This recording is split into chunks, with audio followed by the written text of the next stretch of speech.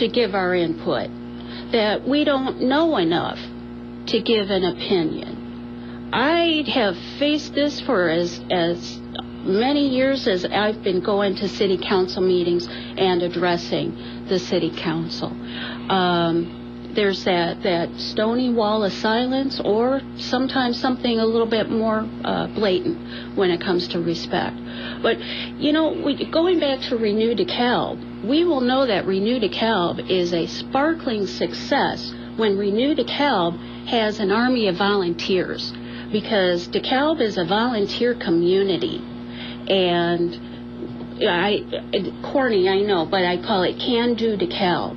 And that's what we need to do, is to solicit that bottoms-up participation. And I'm talking about the downtown, and I'm talking again about the neighborhoods, because that's where the pride's going to come from. But, you know, you can solicit that kind of participation. And, in fact, the city just decided to do that on Monday. Gee. But what we're talking about is we're talking about an ongoing receptiveness that is just not there right now.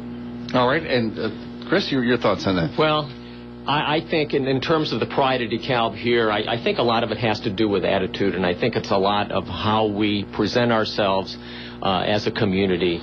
And I think when we look at what we have here, it's easy to criticize. And I think the more that we criticize and the more we're negative and the more we look at that things aren't going right, that's what we begin to believe. I work in drug and alcohol prevention, and one of the misperceptions is that everybody's drinking, because that's the misperception they have. And so I encourage people, rather than being critical and always criticizing, to look at what we do have here.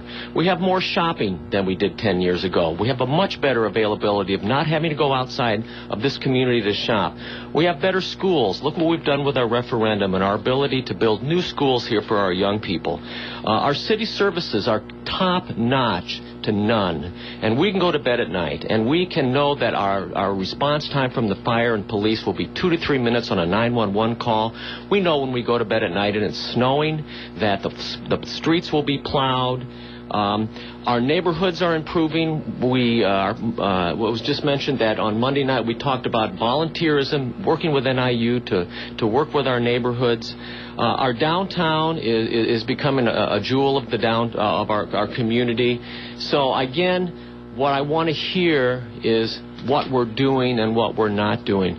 This is a great community to live in. We've made a tremendous amount of gains in this last year. We have a balanced budget. Our city has a balanced budget, which communities are very, very envious of around us. We are not going to have to lay anybody off. We are not going to have to fire anybody. That's because we've been responsible. That's because we've made the hard decisions.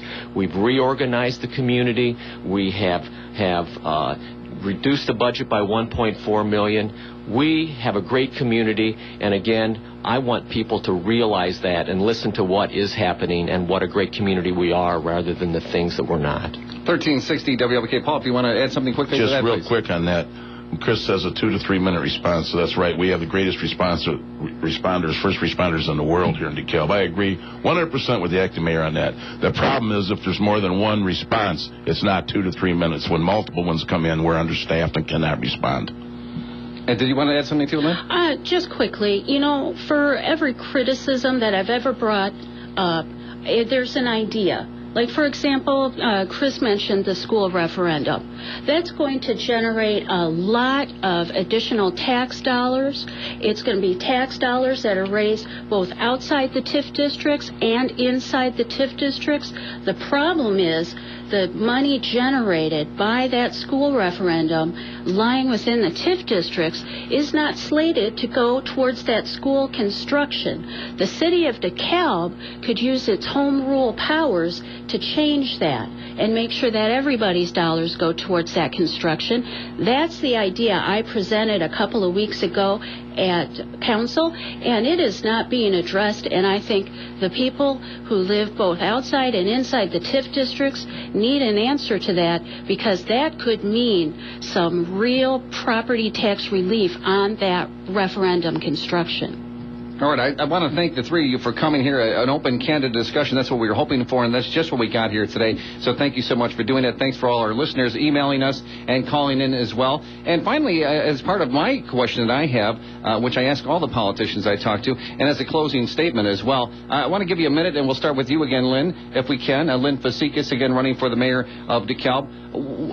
People say good people don't run for office anymore because there's so much negativity involved with running for an office. Why are you running for the mayor of DeKalb? And secondly, why are you the best candidate? We can only give you a minute right now, Lynn, but tell us why you're running and why are you the best candidate? I can be critical, but like I said, I come with ideas. I've got a lot of ideas, and if I weren't optimistic about DeKalb being the best DeKalb it could be, I wouldn't run. But I am optimistic, and I believe that I'm the best person for the job because I've got the ideas. Sure, people tease me about being wonky, but if you're a policy wonk, that means you are trying to understand the cause and effect. You're trying to understand how things work. You're understanding things about how raising the sales tax has actually hurt us, for one thing. So I've got a lot of ideas. I've got a lot of energy. I'm in a great place in my life where I can take on that kind of responsibility. I've got a good idea of what the rules are, what the boundaries should be, and I've got a track record when we're talking about open and honest government. I'm about the most open book candidate you can find. Website, local blogs, citybarbs.com, archives of letters to the editor.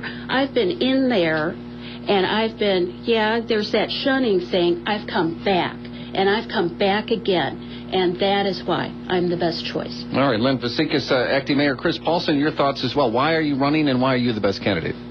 Well, I'm running because the community has pretty much asked me to run. I got into this mayor thing in an unfortunate situation, and during the last 7 months, it's been a real honor, and I've been very humbled.